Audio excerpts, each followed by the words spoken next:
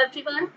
Today we are going to start the third part of NTA mock test 25th. ठीक है, 25th का first और second part हमने कर लिया है और अभी हम स्टार्ट करेंगे थर्ड पार्ट जिसमें क्वेश्चन नंबर 61 से 90 तक हम सॉल्व करेंगे. ठीक है, तो चलिए स्टार्ट करते हैं विद द क्वेश्चन नंबर 61. ठीक है, क्वेश्चन नंबर 61 जो है वो क्या है आपका प्लाज्मा मेम्ब्रेन का क्वेश्चन है यानी सेल का. ठीक है, तो इसमें क्या है the plasma membrane is boundary the plasma membrane is the boundary between a cell's internal and external environment.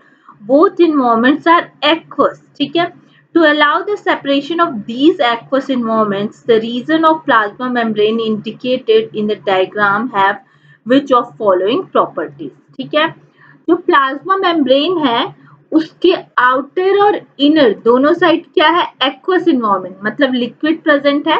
तो प्लाज्मा मेम्ब्रेन के जो दो पार्ट आपको यहाँ पे इंडिकेट किए गए हैं एक्स और वाई, उनकी इस इन्वायरमेंट के लिए कैसी प्रॉपर्टी होगी ये आपको बताना है. ठीक है, आपको ये पता है कि ये प्लाज्मा मेम्ब्रेन का कौन सा स्ट्रक्चर है, लिपिड बाई लेयर, जो सिंगर और निकोलसन ने प्रपोज किया था. ठीक है, और ये मोस्ट रिसेंटली और एक्सेप्टेड मॉडल है किसके लिए, प्लाज्मा मेम्ब्रेन के लिए. ठीक है, तो यहाँ पे जो ये दो लेयर हैं, ये ऊपर वाली लेयर और ये नीचे वाली लेयर, यही दोनों क्या है लिपिड की लेयर, और ये किससे बनी होती है फॉस्फोलिपिड से. ठीक है, तो यहाँ पे जो ये सर्कल जैसा स्ट्रक्चर है इसको क्या बोलते हैं हम हेड, और ये जो दो ऐसे लाइन जैसे स्ट्रक्चर है इसको हम क्या बोलते हैं टेल. ठीक है, आपको पता है हेड कैसा होता है हाइड्रोफिलिक इन नेचर. ठीक है, ये हाइड्रोफिलिक होता है और जो हमारा टेल है वो कैसा होता है हाइड्रोफोबिक. ठीक है, तो हेड हाइड्रोफिलिक है इसका मतलब क्या है, हेड हाइड्रोफिलिक है इसका मतलब क्या है, इसका मतलब ये है कि ये वाटर के लिए अट्रैक्शन की प्रॉपर्टी रखता है. ठीक है, ये वाटर की तरफ अट्रैक्ट होता है. और दूसरा हाइड्रोफोबिक का मतलब कि वो ये वाटर से दूर जाता है, रिपेल होता है. ठीक है, तो ये जो है आपका एक्स, ये क्या हो जाएगा हेड, ये सर्कल वाला स्ट्रक्चर, और ये जो टेल जैसा स्ट्रक्चर है दो लाइन, ये हो जाएगा वाई जो क्या है टेल और हाइड्रोफोबिक इन नेचर है. ठीक है, अब आप स्टेटमेंट पढ़िए. पहला क्या, X hydrophilic layer on outside and Y hydrophobic layer on inside of the membrane. तो यही ऑप्शन आपका सही हो जाएगा क्योंकि बाहर वाला जो है वो क्या है हेड हाइड्रोफिलिक और अंदर वाला क्या है टेल हाइड्रोफोबिक. ठीक है, दूसरा तीसरा चौथा सारे ऑप्शन गलत है. दूसरा क्या है X and Y both are hydrophobic गलत. तीसरा क्या है एक्स हाइड्रोफोबिक गलत.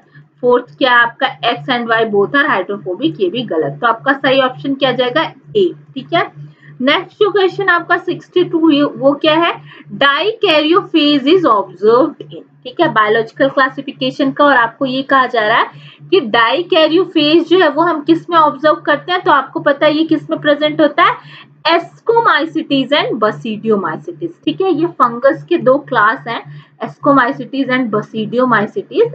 इसमें डाइकैरियोफेज प्रेजेंट होता है. डाइकैरियोफेज का मतलब क्या होता है, di for two, karyo for nucleus. ठीक है, तो जब एक सेल के अंदर दो न्यूक्लियस प्रेजेंट होते हैं तो उसी को हम क्या बोलते हैं डाइकैरियोफेज, और ऐसा किसके अंदर होता है एस्कोमाइसिटीज और बसीडियोमाइसिटीज के अंदर. ठीक है, तो आपका option D both A and C जो है वो सही हो जाएगा. ठीक है, नेक्स्ट जो आपका 63 है वो क्या है, आपका 63 जो है वो क्या है, यहाँ पे आपको चार स्टेटमेंट्स दिए गए. ठीक है, और आपको बताना है how many of the above statements are correct. ठीक है, आपको बताना है कि इसमें से कितने स्टेटमेंट जो है वो करेक्ट है. ठीक है, अब तो फर्स्ट स्टेटमेंट देखते हैं, mammals have negative pressure breathing. सही है, बिल्कुल सही है. दूसरा क्या है, impulses for voluntary breathing are sent by the medulla oblongata. ये भी सही है. तीसरा क्या है, the trachea primary, secondary and tertiary bronchi and initial bronchioles are supported by complete cartilaginous ring. ये भी आपका सही है. फोर्थ क्या है, the volume of air remaining in the lungs even after forceful expiration is functional residual capacity. ये बिल्कुल गलत है. फोर्सफुल एक्सपीरेशन के बाद उसको हम फंक्शनल रेसिडुअल कैपेसिटी नहीं बोलते, उसको हम रेसिडुअल वॉल्यूम बोलते हैं। ठीक है, तो ये आपका गलत हो जाएगा फोर्थ स्टेटमेंट, यानी सही कितने हैं 1, 2 और 3 जो है वो सही है। तो यहाँ पे आप देखिए 3, यहाँ पे 3 लिखा हुआ है ना बी, तो ये आपका सही ऑप्शन हो जाएगा।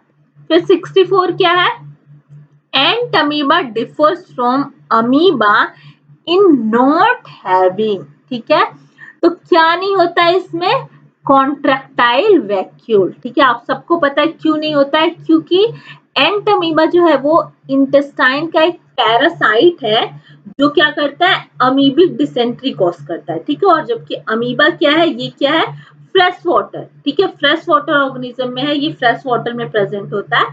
तो आपका यहाँ पे सही ऑप्शन जो है वो क्या हो जाएगा, कॉन्ट्रैक्टाइल वैक्यूल। ठीक है, फिर आपका जो 65 है वो क्या, 65 क्वेश्चन आपका है, in operon concept regulator gene functions as. ठीक है, ओपेरॉन कॉन्सेप्ट में जो रेगुलेटर जीन होते हैं वो कैसे फंक्शन कर सकते हैं, तो वो कैसे फंक्शन कर सकते हैं, ये जो ओपेरॉन मॉडल है ये आपको पता है कि इसके अंदर क्लस्टर ऑफ जीन्स होते हैं, और जो रेगुलेटर जीन है वो रिप्रेसर जैसा भी फंक्शन कर सकता है, रेगुलेटर जैसा भी फंक्शन कर सकता है, और इनहिबिटर जैसा भी फंक्शन कर सकता है। ठीक है, तो जो रेगुलेटर जीन है वो रिप्रेसर जैसा भी काम करेगा, रेगुलेटर जैसा भी काम करेगा, और इनहिबिटर जैसा भी काम करेगा। ठीक है, तो आपका यहाँ पे option D all of these is correct answer. ठीक है, नेक्स्ट जो है आपको ये क्या दिया गया, observe the diagram and choose the correct answer. ठीक है, बिल्कुल सिंपल एनसीईआरटी का एक इमेज है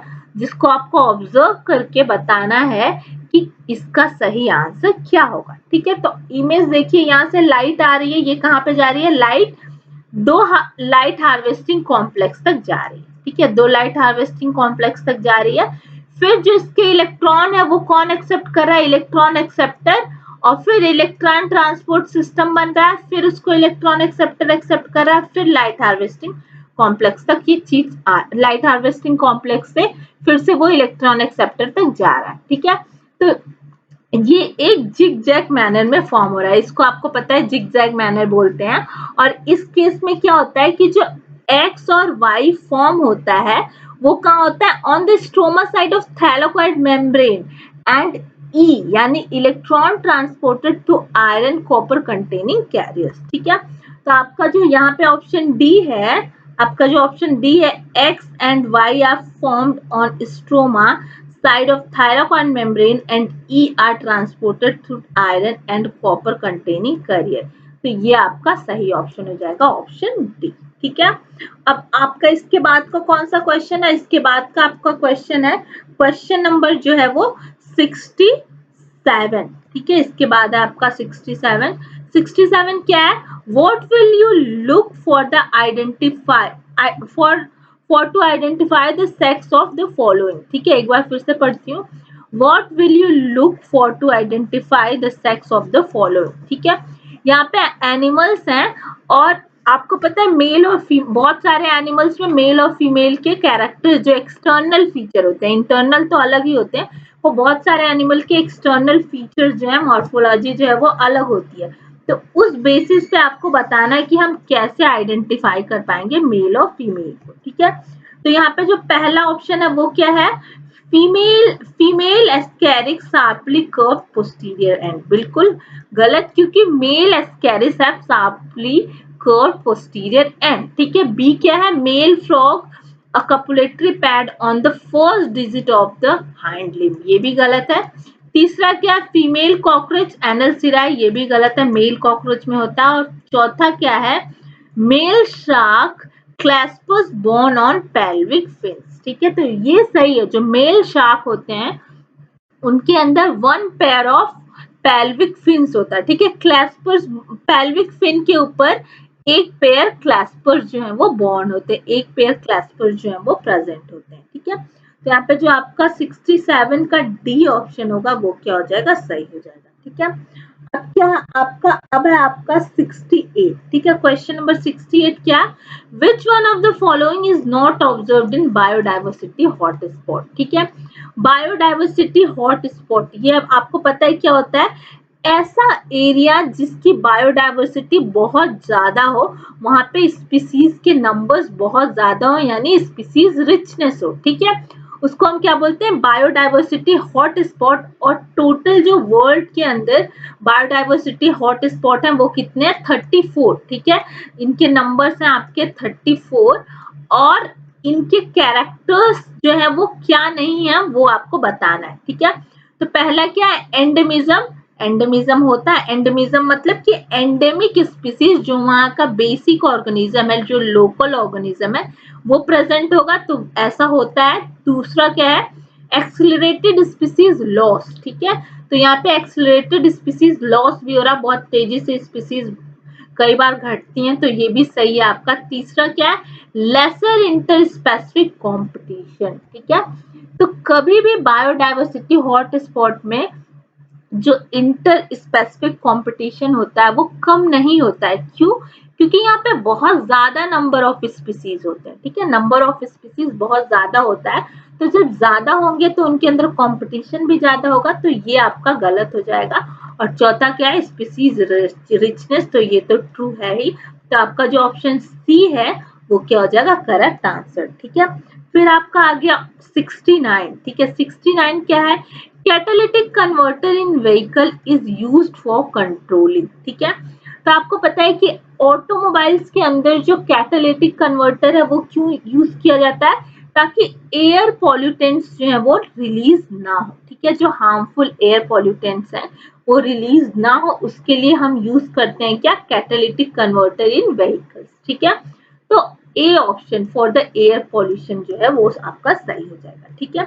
नेक्स्ट आपका क्या है, 70, ठीक है, क्वेश्चन नंबर 70।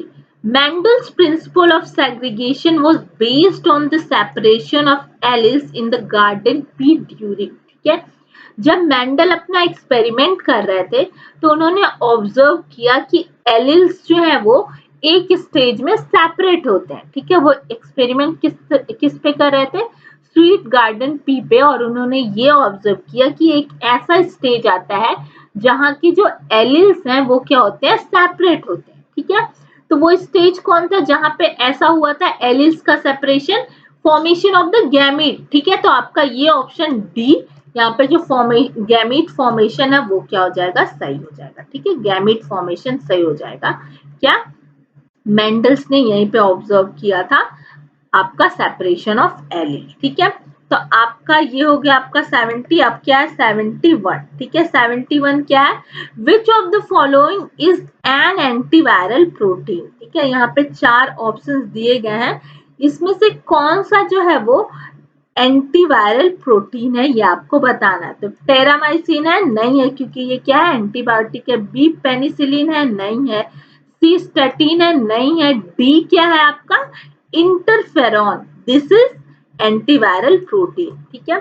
इंटरफेरॉन क्या होता है, जब वायरस का इन्फेक्शन होता है किसी भी लिविंग ऑर्गेनिज्म को, तो उस लिविंग ऑर्गेनिज्म के जो सेल्स होते हैं वो एक प्रोटीन रिलीज करते हैं, ठीक है, वो एक प्रोटीन फॉर्म करते हैं ताकि वो बाकी सेल्स को प्रोटेक्ट कर पाए वायरस के इन्फेक्शन से, और उस प्रोटीन को हम क्या बोलते हैं, इंटरफेरॉन, ठीक है, या फिर एंटीवायरल प्रोटीन, ठीक है। तो आपका ऑप्शन डी जो है वो यहाँ पे सही हो जाएगा।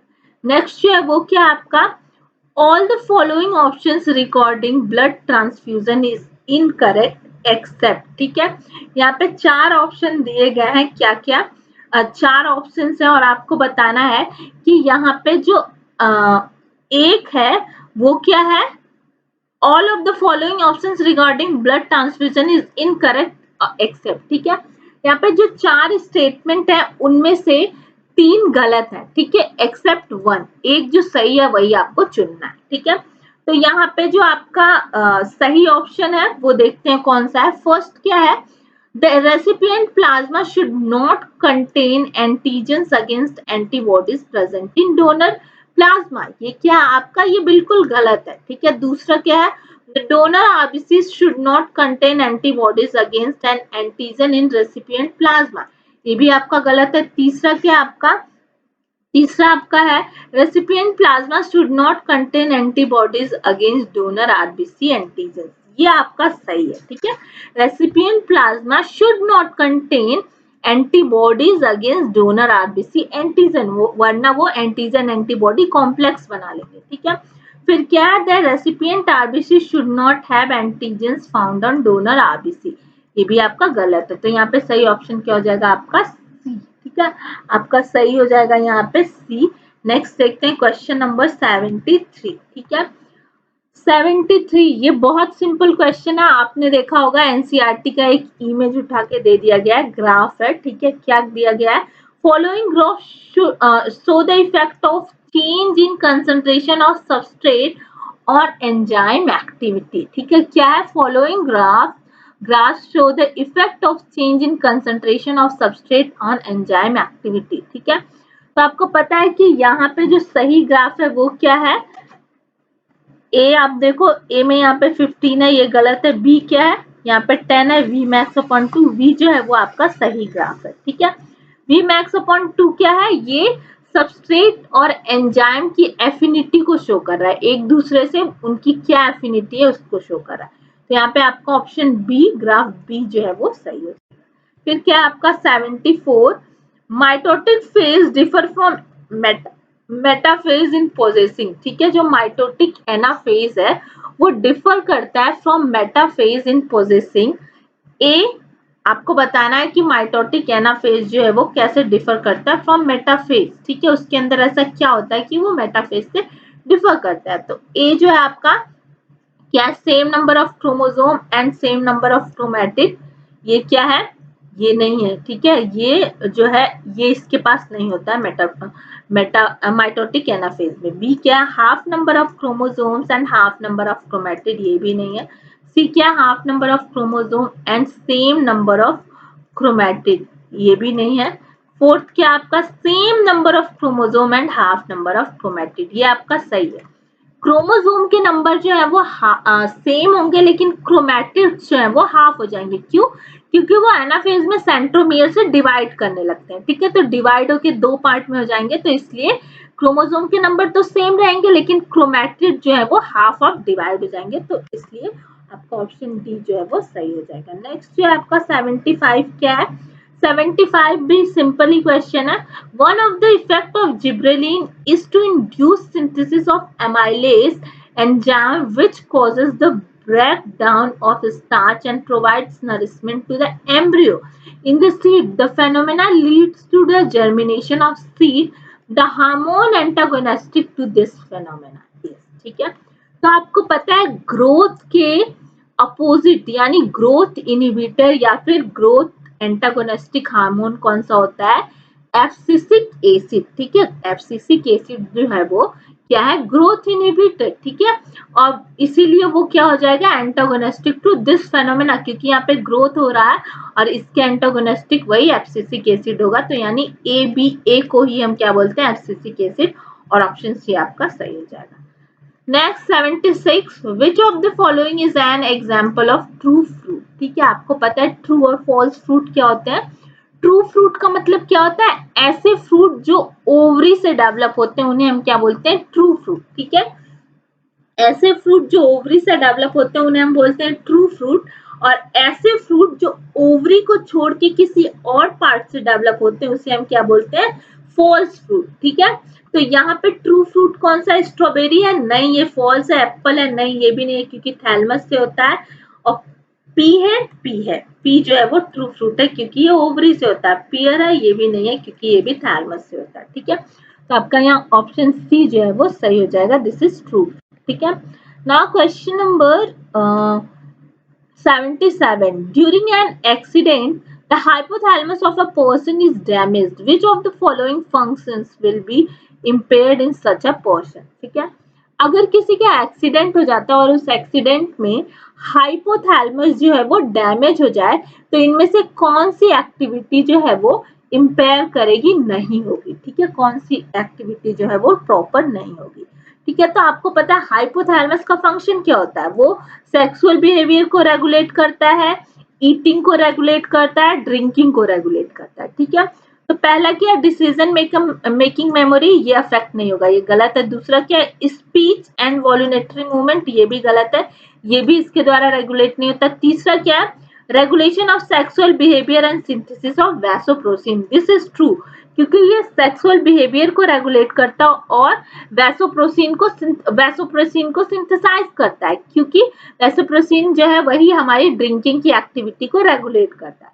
और फोर्थ क्या है, motor functions and hormonal release of the pineal gland, ये भी आपका गलत है। ठीक है, तो यहाँ पे सही ऑप्शन क्या हो जाएगा, ऑप्शन सी। ठीक है, नेक्स्ट जो है वो आपका 78 क्या है, claviceps purpurea is causative organism for. ठीक है, claviceps purpurea is a fungus and it cause ergot of rye. ठीक है, अर्गट ऑफ राई जो है एक डिजीज होता है राई के अंदर, वो कौन कॉज करता है, क्लेविसेप पर्पुरिया। ठीक है, तो आपका ऑप्शन बी जो है वो सही हो जाएगा। ठीक है, फिर आप आ जाओ द 79 पे, the genetic material of HIV virus comprises of. ठीक है, HIV वायरस क्या है, ह्यूमन इम्यूनोडिफिशियंसी वायरस। ठीक है, ह्यूमन इम्यूनोडिफिशियंसी वायरस को हम बोलते हैं HIV वायरस, और इसका जो जेनेटिक मटेरियल होता है वो क्या होता है, 2 सिंगल स्ट्रैंडेड RNA। ठीक है, RNA के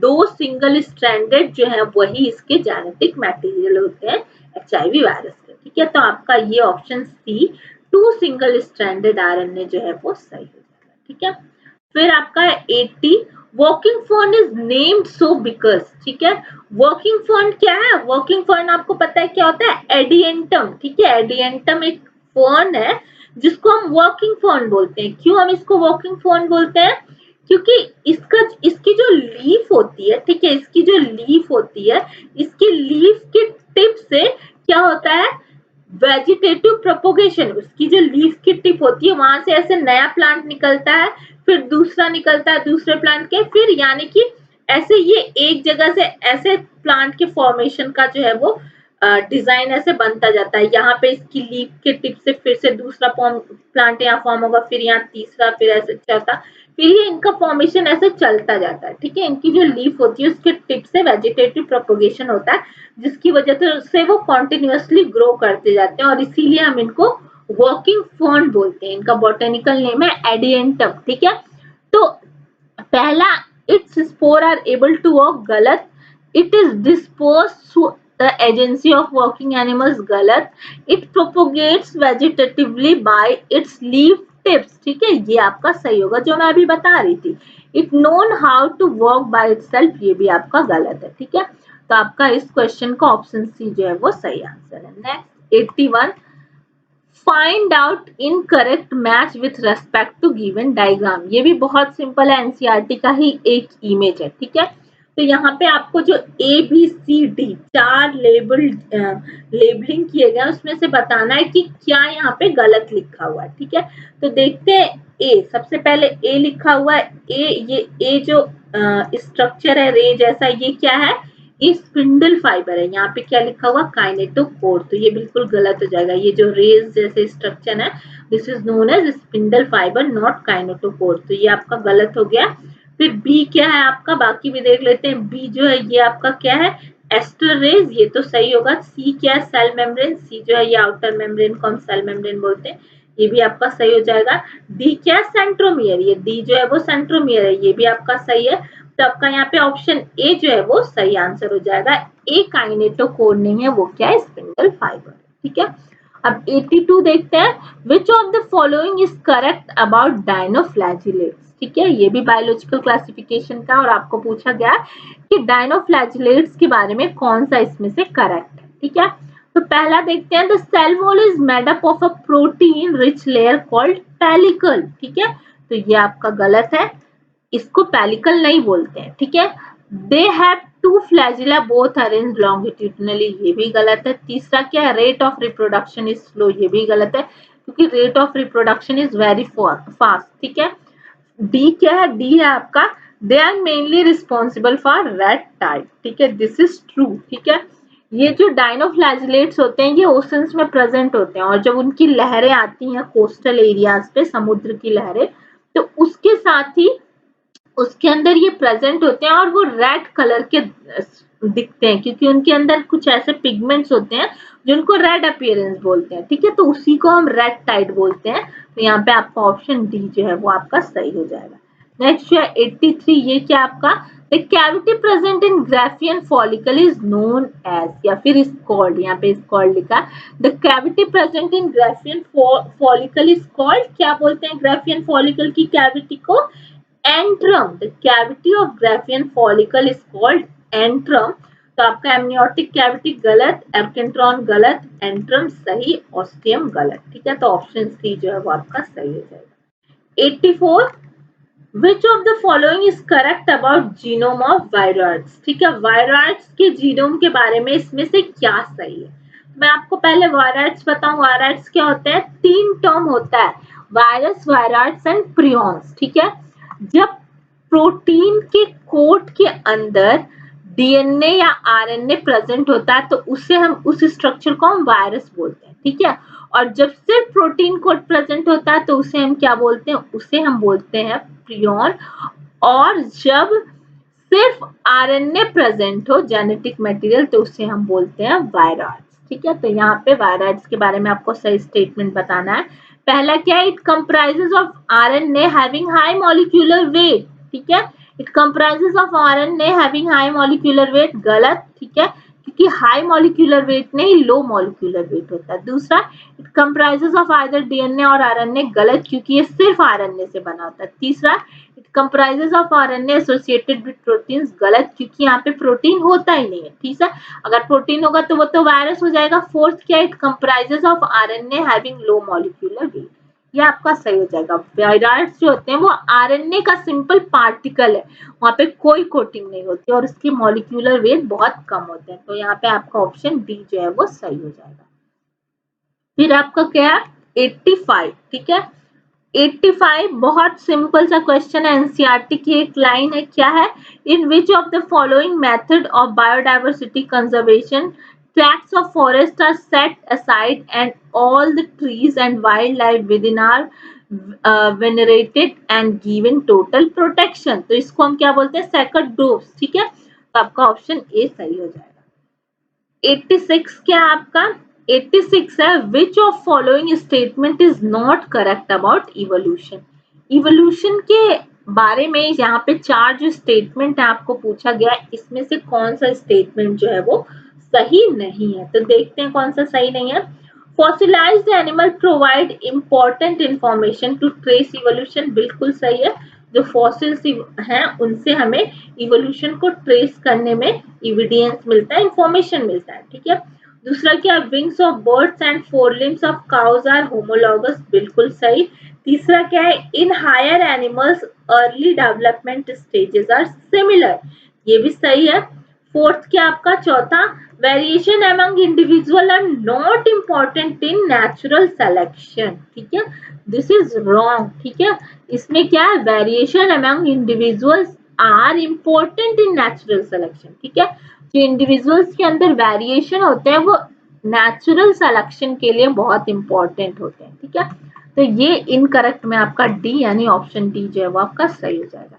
87, read the following statement A to D, ठीक है, और आपको बताना है how many of above statements are correct, ठीक है, इसमें से आपके कौन से स्टेटमेंट जो है वो करेक्ट होंगे, कितने स्टेटमेंट करेक्ट है, यहाँ पे 4 दिए गए। पहला क्या है, plasma without the clotting factor is called lymph, ठीक है, this is wrong because plasma without the clotting factor is known as serum not lymph, ठीक है। दूसरा क्या है, the spleen is the graveyard of RBC, very true.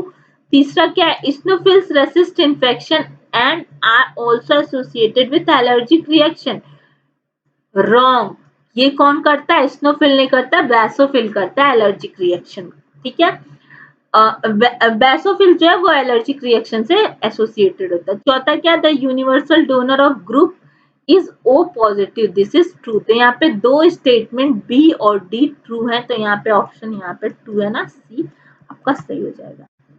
88 क्या है, which of following animal has a network of neuron but doesn't comprise the brain, ठीक है, तो आपको पता है नाइडीरिया फाइलम में हाइड्रा जो है उसके अंदर नेटवर्क ऑफ न्यूरॉन होते हैं बट ब्रेन नहीं होता, ठीक है, तो ये बहुत सिंपल सा आपका हाइड्रा सही हो जाएगा। हाइड्रा के अंदर नेटवर्क ऑफ न्यूरॉन्स होते हैं बट ब्रेन नहीं होता, बाकी के अंदर दोनों होते हैं। ठीक है, साइकॉन हो गया आपका, साइकॉन के अंदर तो कुछ नहीं होता है, ये आपका पोरीफेरा में आ जाएगा। प्लूरोबैकिया और पेरीप्लैनेटा के बीच में ब्रेन और नेटवर्क दोनों होते हैं। ठीक है, बट हाइड्रा के अंदर नेटवर्क ऑफ न्यूरॉन होता है और ब्रेन नहीं होता, तो सी सही हो जाएगा। 89 आपका क्या है? 89 भी आपका बहुत सिंपल है। Which kind of pyramid will be obtained if a small standing crop of lower trophic level support large standing crop of high trophic level? बहुत सिंपल है, तो किसका पिरामिड बनेगा? बायोमास का। और कैसा बनेगा? इन्वर्टेड। ठीक है, तो यानी इन्वर्टेड पिरामिड ऑफ बायोमास यहाँ पे फॉर्म होगा। ठीक है, 90 और लास्ट क्वेश्चन ये क्या है? If a cross between two individual if a cross between two individuals produce offspring with 50% dominant character A and 50% recessive character small a, then the genotype of parent R. ठीक है, तो आपको पता है 50% dominant character produce करने के लिए कैसा जीनोटाइप होना चाहिए? एक कैपिटल और एक स्मॉल, यानी कैपिटल ए और स्मॉल ए। और 50% रेसेसिव के लिए क्या होना चाहिए? दोनों स्मॉल ए। ठीक है, तो आपका ये हो जाएगा।